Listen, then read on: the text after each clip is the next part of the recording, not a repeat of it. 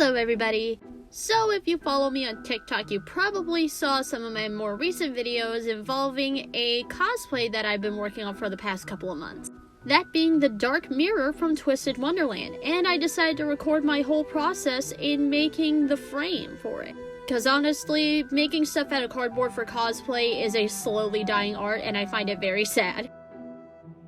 That and I decided to record my whole cosplay progress for this cosplay because I've seen, ever since 2020, an unfortunate mindset being carted around on TikTok through the cosplay community to baby cosplayers that you have to spend an obscene amount of money and look entirely accurate to the character in order for the cosplay to be valid and accepted, which is complete and utter bullshit.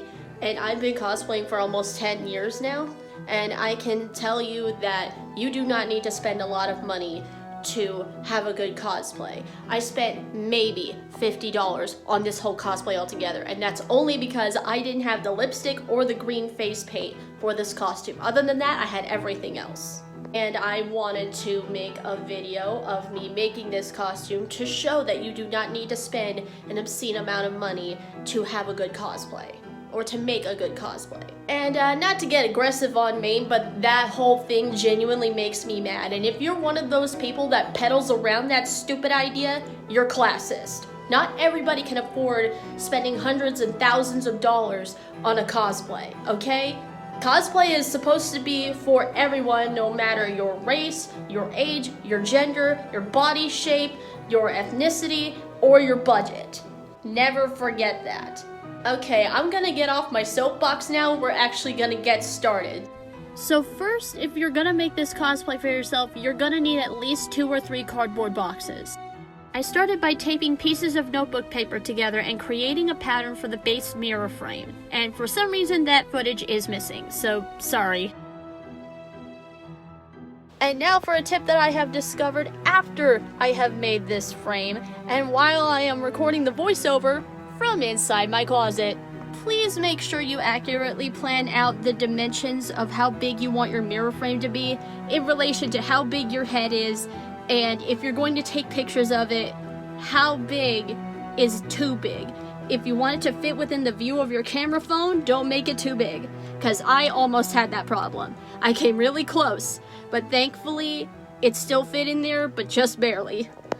From there, you're going to trace that base onto some more notebook paper and use that outline to sketch the base for the larger top half of the mirror frame. And to make sure that it was perfectly symmetrical, I only traced and sketched half of it, stopping at the center of the top, and then when I cut it out, I traced that onto some cardboard and flipped the pattern over, matching it up with the first half and traced it again. So when I cut it out of the cardboard, it was perfectly symmetrical. And now we're going to repeat this process with the bottom half of the mirror frame, but this little layer part of the frame is much thinner. And once you got both of those pieces cut out, you're going to fire up that hot glue gun and glue both of those pieces on top of your frame base. That's another thing you're going to need a lot of for this project, is hot glue. Cardboard, notebook paper, or copy paper and hot glue. You're going to need a lot of it.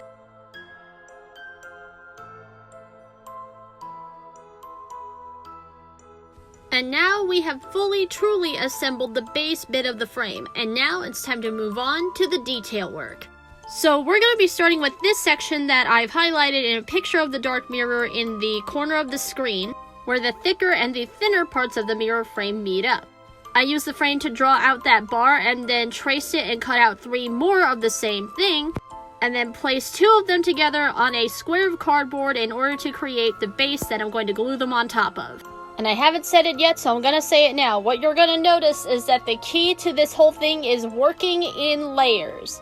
Because building this whole thing in layers and putting those layers on top of each other gives it the illusion of being 3-dimensional.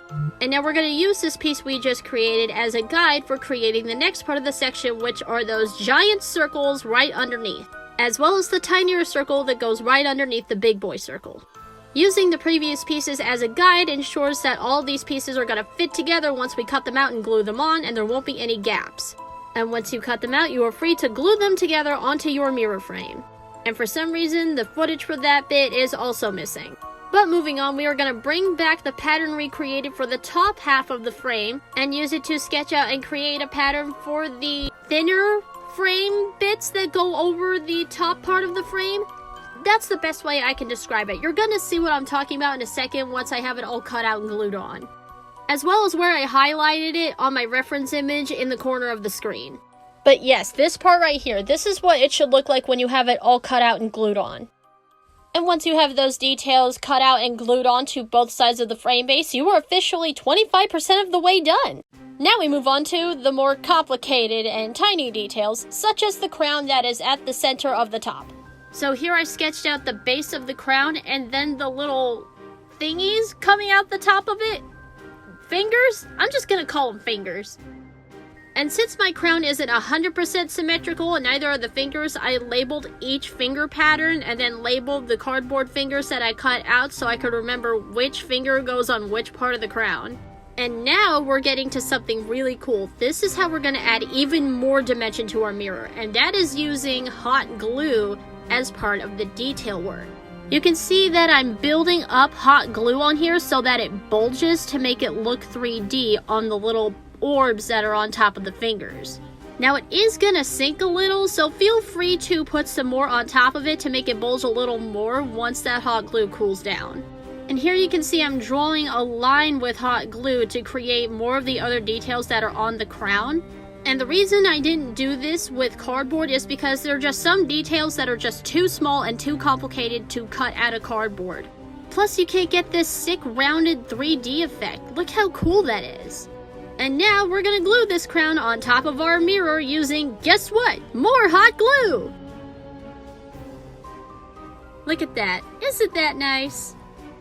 And now we're gonna use that hot glue detailing to add the detail work on the other parts of the mirror frame, such as the circles on the inside of the big circles and this little part down here that I cut out, glued on, and detailed off camera.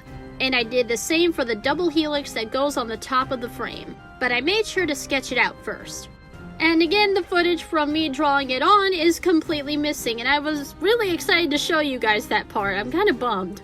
But moving on, now for the finishing touch, the serpent heads that go on either side of the crown at the top of the frame. Now this is a kind of complicated shape to be cutting out of cardboard even if you are using an X-Acto knife, so go slow and take your time. Also, I couldn't find an X-Acto knife, so I'm using a kitchen knife. Whee! Now once you got your serpent heads cut out, sever the connection between where the tail and the top of the head meet, because we will be bending the tail ever so slightly and gluing that behind the top of the head so it looks like the body is winding behind the head. After that, I used hot glue to create the eyes and then made the fangs and the tongue out of hot glue and glued those onto the back of the mouth, so the tongue and the teeth look like they're actually inside the mouth of the serpent. And once those are glued on, we finally have our frame fully assembled. So now, it's time to paint it. However, we are not going to paint it metallic gold right off the bat. Instead, we're going to first paint it entirely black with matte black acrylic paint.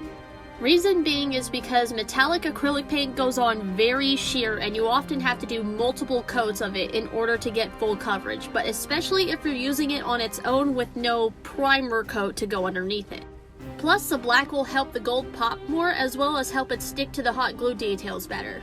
Because if you paint hot glue details with the metallic gold paint on its own, it does have a tendency to chip very easy.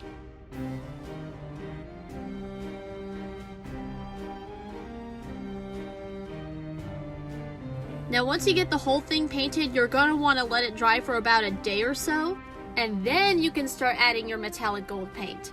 I can't remember for sure, but I think it took me 2 coats of it to get a full coverage. And make sure you double check and triple check as you go along that you got all the little nooks and crannies. We don't want any black poking out.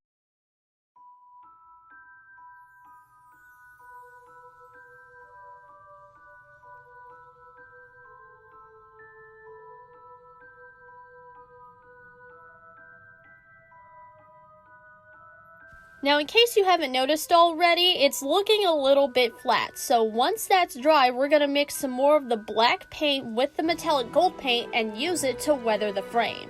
This will help define and bring back out all of our details. And this is the kind of color you want to go for. Take a small section of the mirror to start on, and then paint it on over top of that section, and then very quickly, but not with too much force, wipe it off with a paper towel. And don't worry about wiping off the corners and the hard to reach places. You're gonna want to leave it there. And here's a quick comparison of the difference between the side that is weathered and the side that's unweathered. See how it gives all the details more definition? The unweathered side looks really flat in comparison. Yes, the metallic paint's shine helps, but it can only do so much. Now when doing the weathering, it's very important to do this in small sections.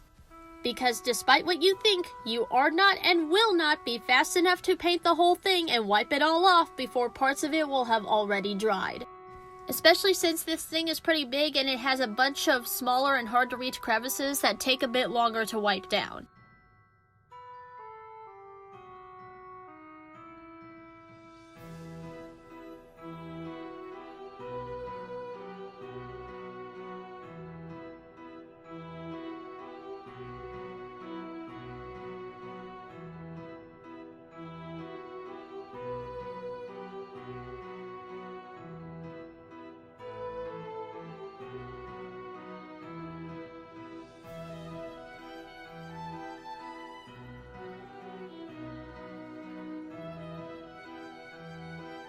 And once that finally dried, I made some cardboard handles and glued them onto the back of the frame so that I can hold the frame up without my hands showing. And then one of them fell off right in the middle of filming a TikTok video, but it still works. And with that, the dark mirror frame is finally done. However, if you're still worried that the paint will chip off the hot glue details, you can always go over it with a coat of glossy Mod Podge. From here, the only thing left to do is don some all-black attire, a skull cap, and your dark mirror makeup, and ta-da! This came out so flipping cool, oh my gosh! And if you're wondering why I'm starting to go up and down like this, it's because I was trying to simulate the mirror floating in midair on its own, and I'm not entirely sure I got that across, but it's what I could do. Now rest assured, I am already working on a makeup tutorial for the makeup. That has to be a separate video because my iPhone storage can only handle so much and this video is already gonna be long enough. However, by the time this video goes up, the makeup tutorial should be going up next week, so hopefully I'll see you there, and until then, stay twisted.